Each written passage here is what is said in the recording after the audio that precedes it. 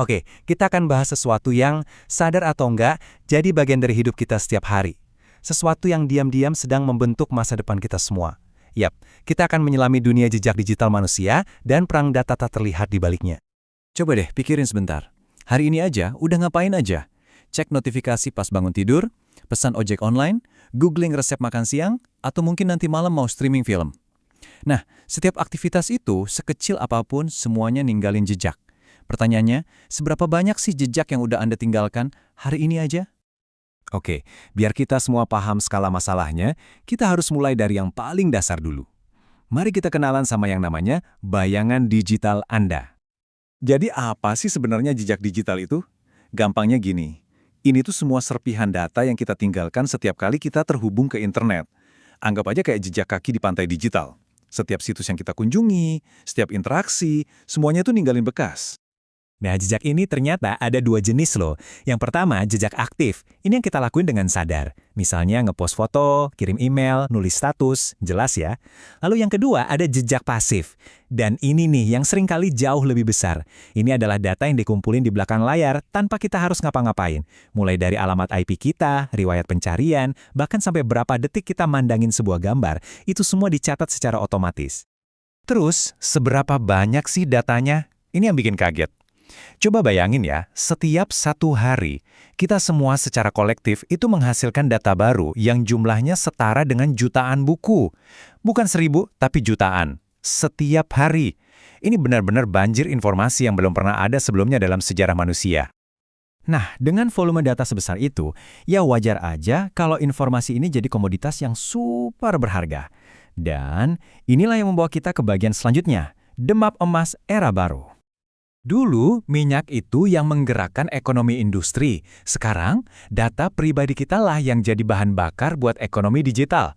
Dan sama kayak sumber daya berharga lainnya, data ini diperebutkan oleh banyak banget pihak. Jadi, siapa aja sih para penambang minyak baru ini? Tentu, ada raksasa-raksasa teknologi yang namanya kita udah kenal. Para pengiklan juga. Pemerintah pun ikut serta. Tapi, ada satu pemain yang mungkin namanya masih asing. Pialang Data. Mereka ini adalah perusahaan yang bisnis utamanya ya ngukulin, ngabungin, terus ngejual data pribadi kita ke pihak lain. Seringkali tanpa sepengetahuan kita. Persaingan yang sengit buat dapetin, nganalisis, dan manfaatin data kita inilah yang akhirnya menciptakan sebuah konflik global yang unik. Kita sekarang masuk ke inti pembahasannya, medan perang tak terlihat. Di medan perang ini, jangan salah loh, tindakan kita yang paling sederhana pun punya nilai strategis. Setiap kali kita ngeklik tombol suka, nge-share sebuah artikel, atau bahkan cuma berhenti beberapa detik buat nonton video, sebenarnya kita itu lagi ngasih amunisi informasi ke salah satu pihak dalam perang data ini. Itu adalah manuver kecil kita dalam sebuah konflik yang jauh lebih besar. Biar lebih kebayang, kita ambil satu contoh aja ya, data lokasi Anda. Buat raksasa teknologi, data ini dipakai buat apa?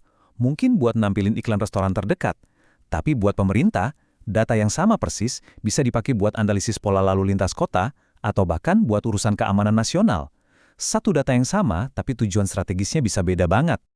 Terus dampaknya buat kita apa dong? Semua ini bakal membawa kita kemana? Yuk, kita lihat dua sisi mata uangnya di bagian terakhir, masa depan berbasis data. Di satu sisi, masa depan yang digerakkan oleh data ini bisa jadi luar biasa loh. Bayangin deh, kota pintar di mana lalu lintas lancar jaya karena dianalisis secara real time. Atau bayangin, diagnosis medis yang lebih cepat dan akurat karena algoritma bisa nemuin pola yang nggak kasat mata. Potensinya benar-benar besar. Tapi tentu aja ada sisi gelapnya. Ada potensi pengawasan massal, di mana setiap gerak-gerik kita bisa dilacak. Ada juga resiko diskriminasi oleh algoritma. Misalnya nih, sistem otomatis nolak lamaran kerja Anda cuma gara-gara data kode pos tempat tinggal Anda. Dan yang paling mendasar, ya ancaman hilangnya privasi kita secara fundamental. Dan semua ini akhirnya membawa kita ke satu pertanyaan yang sangat krusial. Dalam perang data yang sengit ini, siapa sih yang seharusnya menulis aturan mainnya? Perusahaan teknologi? Pemerintah? Atau jangan-jangan kita sendiri sebagai pemilik data yang sah? Ini adalah percakapan penting yang harus kita mulai bersama-sama. Terima kasih sudah menyimak.